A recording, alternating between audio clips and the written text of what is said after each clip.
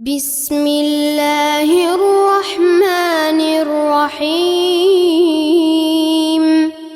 والفجر وليال عشر والشفع والوتر والليل إذا يسر هل في ذلك قسم لذي حجر ألم تر كيف فعل ربك بعاد إرم ذات العماد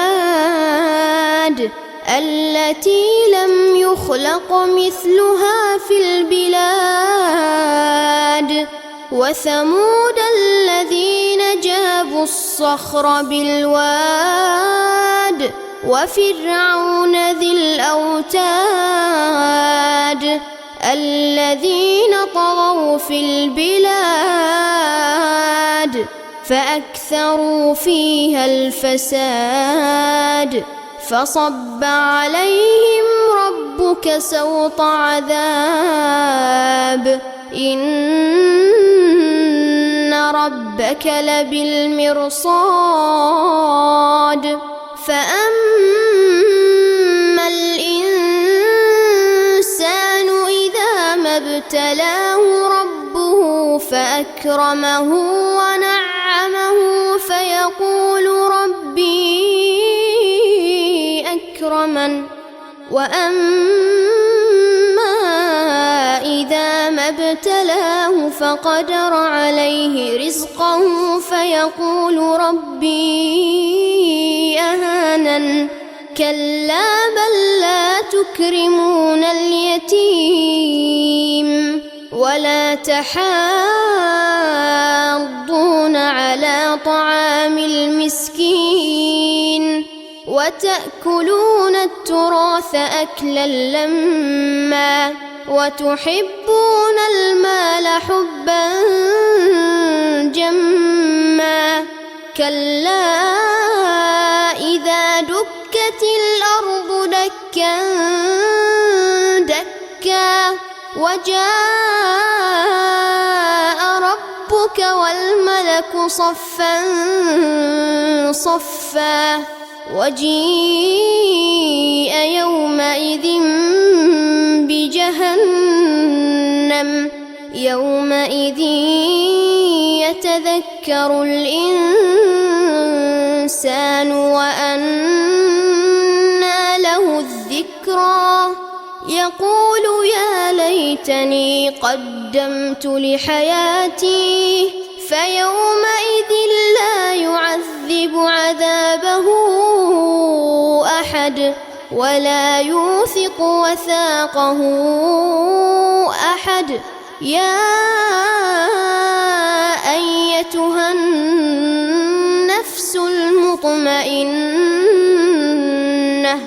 ارجعي إلى ربك راضية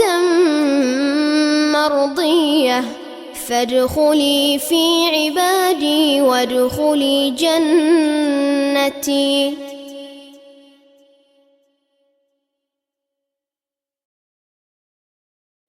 بسم الله الرحمن الرحيم لا أقسم بهذا البلد وأنت حل بهذا البلد ووالد وما ولد لقد خلقنا الإنسان في كبد أيحسب أن لن يقدر عليه أحد يقول أهلكت مالا لبدا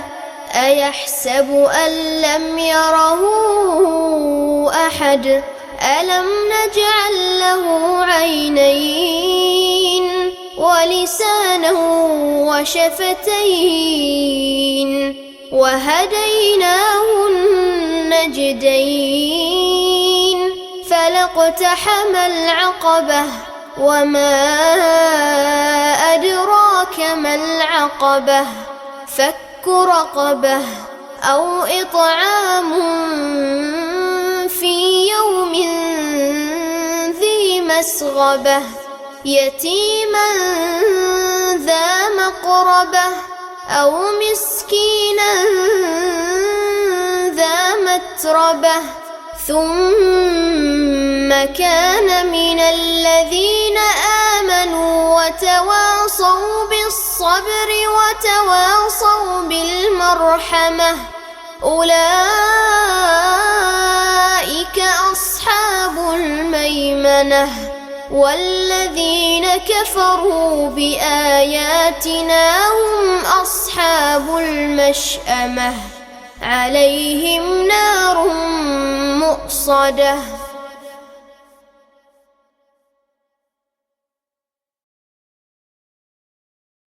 بسم الله الرحمن الرحيم والشمس وضحاها والقمر إذا تلاها والنهار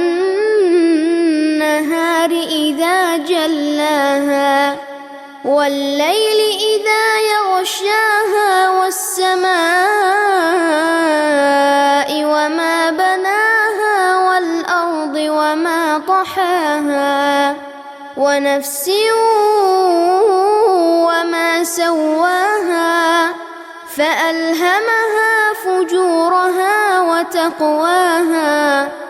قد أفلح من زكاها وقد خاب من